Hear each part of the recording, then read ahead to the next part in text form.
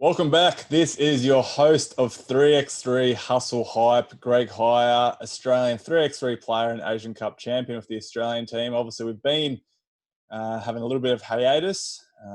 This guy, obviously, 2 weeks away, grew out his hair, luscious locks, and I think it is ironic that the guy that we're interviewing at this current time obviously got the lovely, luscious hair underneath the hat.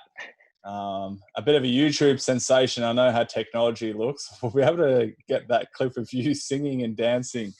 But it is none other than South Korean 3x3 veteran and legend, SJ Lee. How are we, mate? How you doing? Oh, not bad, man. Life is beautiful. Thanks for having me, man.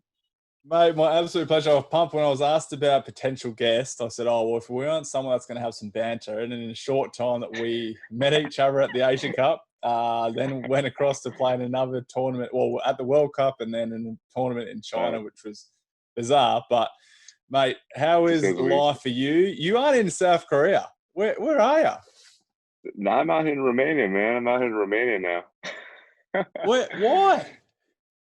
Well, I recently got married, and my wife is Congratulations. from Romania. So thank you Yeah. very much. And yeah, she had national practice, so we came out here to visit the family and yeah, be out here. Obviously the common question that comes across, how is isolation life? How is things going for you? And I guess in the COVID world, I mean, it's obviously starting to relax a little bit, but how's it all been going for you? Have you handled it? Yeah, like I mean, we were pretty lucky. Like in Korea, I think we handled it pretty well, and like we never had like lockdown or isolation or anything in Korea. And so we didn't really feel so much of a difference because also in Asia, we've been wearing masks for years because the air is so bad. But so like we wear it for fashion and stuff. So now people are wearing them. We're like, okay, now they're we're used to that.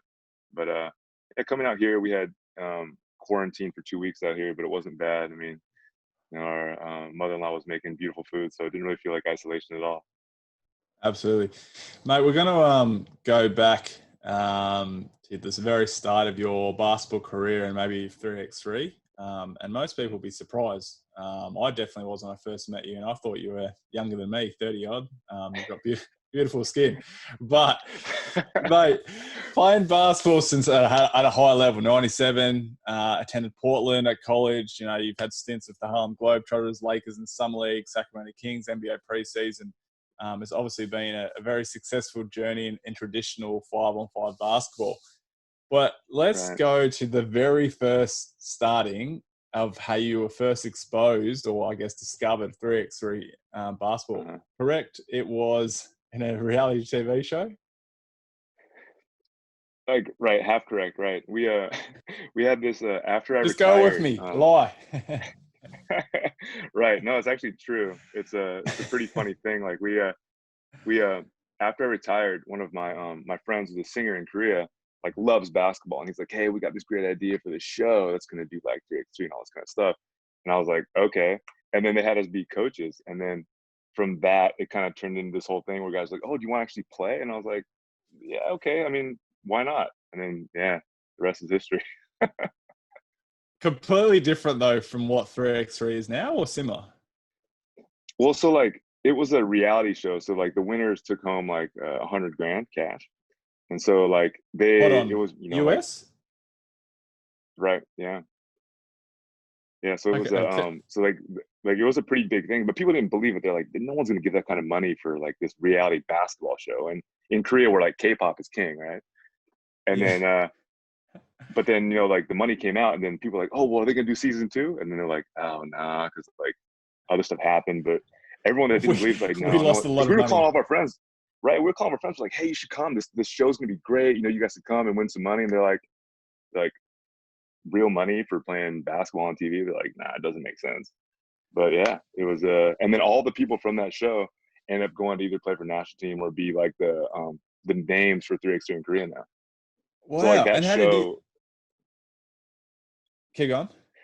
now it's funny because that show now is being replayed like hundreds of thousands of times on YouTube now. So they're replaying all the shows because people are like, how'd these guys start? They're going back to the show and they're like, oh, he was on that show. So now all these guys are like getting more, like having like a second turn at fame. they're getting like super famous. They're starting basketball schools and all this stuff from that show. It's a really funny story. Wow. Wow. How did you end up going? Like, I mean, obviously you're a reality TV sensation, but I mean, how did you end up? You know, the funny thing is, I wish I would have played. We were coaches. That was the worst part about it. So like, we could have actually won the money, but we got paid to be coaches, which was far less than 100 grand. Oh, damn. We're looking back and like, what were we doing? We should have played. Absolutely. Absolutely.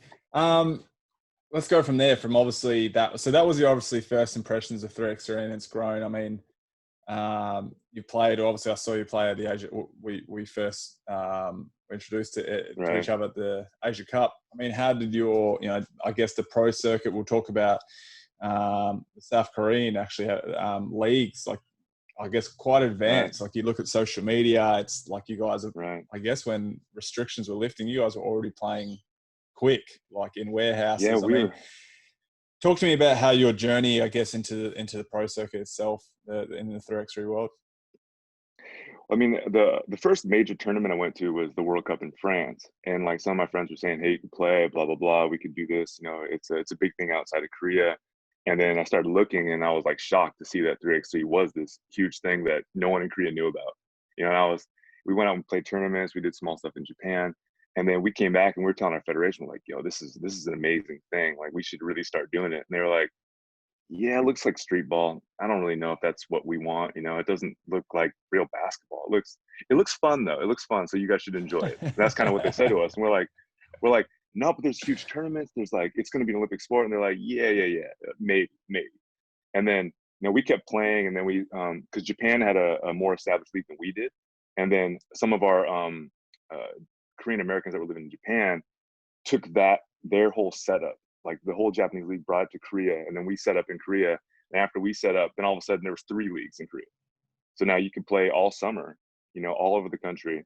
And yeah, it's been a lot of fun. And now like the prize money for the top league went up from I think like $5 grand the first year to 15 this year. So I mean, you can take down a pretty good haul if you win every round. And I mean, just for playing basketball on the weekends, it's not a bad deal. Absolutely. Yeah. I mean, I'm thinking I'm moving to South Korea, but because we you got a a link. For you. Exactly right. I've got you. So you've got, because there's last year, correct me if I'm wrong, you had South Korea, Japan, New Zealand played in a few tournaments as well. Right. How did that advance? Like, that was going on this year as well in preparation? Well, I mean, COVID kind of put a kibosh on all that. Like, Yeah. what our initial idea was to do was kind of like link all the Asian countries and make like a European league. And so, I mean, they got huge sponsorships in Asia, you know, and they're looking at the sport, especially because of the Olympic Games and the amount of money that Japan's put into it. Korea's starting to support it as well. And so they had like, what is it? The Philippines, Japan, New Zealand, and then China and us. And then, you know, they had like these huge plans, which was going to be great, you know, like flying all over Asia, playing 3x3.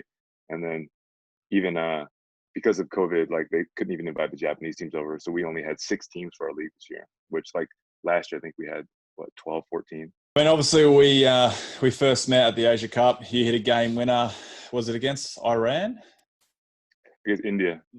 Nice, India, yeah, nice little turnaround. And then you verse us in the group stages, get smacked, we win a gold. So different story. But in all seriousness, we talk about the pride of representing your country at the highest level. Talk to me about that. Yeah. No, I mean, I mean, you know the feeling. I mean, putting on the jersey for your country, it feels different. You know, you feel like you can jump high. You feel like you're faster. You're playing for something more than, you know, just a paycheck. It's not a job. You're playing for honor. You're playing for pride. You know, you're playing for everything that flag represents. And, you know, grow up in America, you know, it's every kid's dream to play for the national team. It's kind of hard, you know, it's competing with like Kobe's and LeBrons and these kind of guys. It's a tough spot to get to. But, you know, having the opportunity to come to Korea, my mother's country, and then put on that uniform, I mean, you know, it's the best memories of my life are putting on that uniform and playing in competitions. How's that Sure. gone? Obviously, a bit of a pioneer then with 3x3 basketball, and obviously we'll touch on the ambitions of trying to get to the Olympics. Obviously, it's a very tough task, but something I'm sure you're, you know, But like Right. excited about, no doubt. And that's the beauty of Absolutely. 3x3 basketball. You don't know, like any Right. given day, like you could get a win, sneak a win and get Right. through there. But I mean, are you seeing that as a bit of a responsibility for yourself? I know, um, like, obviously we spend a lot of time together. You talk about, trying to help out those, Right. I guess the growth of 3x3 in Korea. No, I mean, I think I wish I would have started playing like earlier. I didn't know that this sport was even around. Because the 3x3 that we played when we were little was far different than this. It was different rules, different game. But I just see how amazing the sport is, and I want to help. Like my future is not as a player in this interest. I love it, and I'll play for as long as I can until my knees give out. But like helping the next generation of kids, go out and see how amazing this game can be is really what I'm passionate about doing. And helping these kids see this, getting more experience in international competition, and hopefully getting a chance to take our men or having an Olympic representation, which in basketball for the men hasn't been since 1996. So we haven't been there in a long time, and yeah, it would be an amazing dream come true for Korea to push through. Difficult, we have a tough group, but What is like your you group? said, anything's possible. I mean, we have Belgium, the States, I think Lithuania. I mean, it's America. Overrated. right. Yeah, yeah. It's a tough one, but I think they changed they changed the location now. I think what they're going Yeah, it's going to be in Austria. Latvia this year. So Oh, right, no, yeah, Switzerland. No, is that right? Switzerland, I think it is. Yeah. Yeah. So the European home court is a tough one to grab a win in, but we're going to give it our best for sure. Absolutely. And so we talk about, I mean, what do you think? I mean, obviously you have in the start where the 3x3 league, where you've got neighboring Asian countries, obviously bringing in New Zealand, which was massive. Right. Where do you see the progression, like as juniors? I mean, I guess you guys, I mean, got in early, bit of in Right. Asia, but I mean, basketball's loved in Asia. I mean, where Right. do you see it progressing? No, I mean the exciting thing is seeing the young kids. Like I remember like a couple times just walking around and seeing kids carry 3x3 balls around. It almost made me cry. And I was like, they're watching it because they're so connected to YouTube, and the sport is viral on YouTube. So seeing kids playing it and knowing that they don't have to go through the traditional systems to become a 3x3 player. Like I think the story for most of these guys isn't that they were legends in their sport or whatever. They just love the game, like love street ball, and then you can be from any walk of life and play 3x3, which is great. So it gives any kid a chance to accomplish their dreams in sport. And I think some of our young kids now, like our under 23 team, is pretty exciting. And seeing their progression, and just the fact that these kids are developing skills, going abroad, playing against all these other nations, and seeing how it's played. I mean, it's great for the young kids. It's great. Absolutely. We haven't touched on your brother plays alongside you, and I was fortunate enough to meet him in China. Right. Cut from the same cloth for obvious reasons, but I mean, you guys same humor. I'm not going to say who's a better shooter, but I mean, how neat's that been? I mean, I'm sure you would have played maybe alongside each other in 5-on-5, but how cool's it been to share the Right. court alongside him? I saw you guys obviously had a pro circuit, and they've Right. just won it. But I mean, how's that been? Man, I mean, like, the reason I came to Korea was because of him. I mean, honestly, like when I was younger, I started playing basketball because of him. I wanted to be a football player, and my brother was like, "Man, like Oh, basketball's better. what So come on, play what with me." football? Like soccer. Like I wanted to play soccer when I was little. You would Yeah, be the yeah, biggest soccer player in the world. yeah, yeah. You can see my dreams were, I wasn't fully like coherent when I was little. I had some crazy dreams. But yeah, like it's been great. I mean, being able to play with my brother and play pro together. Our last year before we retired 5-on-5, we played together, and then going and traveling, playing 3x3. It's just been great. I mean, he's the toughest competitor I've ever played against, and to actually play with him and stuff, it's just great and it's fun. Who's better? It's funny, like I think one on one he's probably better, but we've almost had about the same stats. Our careers are like funny, but the way he scores and the way he plays is just different than me. Like I've always been probably a better athlete, but he's probably like he's a lot smarter than me, so he figured out how to play. All the technical stuff he did a lot better. Got to touch on that relationship. You obviously spoke about getting married and your wife. I mean, yeah, she's one of the faces of 3x3 in the women's. Yeah, there you go. There you go. Obviously represents Romania quite well. Where do Right. you guys meet? I mean, you guys battling each other. I mean, it's perfect world. You're in isolation. You get to work out for each other. Right. No, like, so she played, she plays professionally in Korea, 5-on-5. And like, there was like a big buzz in the news when she first came, because when there wasn't a lot of half Koreans that play basketball in the world, unfortunately. But like, she was one of the girls that came in, and she was really pretty, and everyone's like, "Hey, there's this new girl that came in. Do you know her?" And I'm like, "Yeah, how could we even possibly know each other? Romania and the States aren't even remotely close to each other." They're like, "Well, don't you guys all like have something, like, you guys, there's a community?" I'm like, well, like a sensor, like a beeper, like, "Hey, there's another half Korean close by." And I had to explain to like my teammates that we don't all know each other. And so then when she first came, like, I didn't even have a chance to meet her. And then later on, she played in Europe, came back, and then a friend of a friend introduced us, and they were like, "Hey, there's this, I don't know if you know this girl named Sonia. Like, if you have a chance, maybe take her out to dinner. And, she doesn't know a lot of people in Korea." And I was like, "Okay." And then we met up in Korea one time, and just love at first sight, and I haven't, yeah, There you it's been go. like that, like, Happily inseparable ever married. since. Yeah. Um, But yeah, she's a great player, and like, honestly, like, I've learned a lot about 3x3 from her. Like, cause like, well, I'll be doing stuff on the court, and she's like, "What are you doing?" I'm like, "Yeah, my bad." So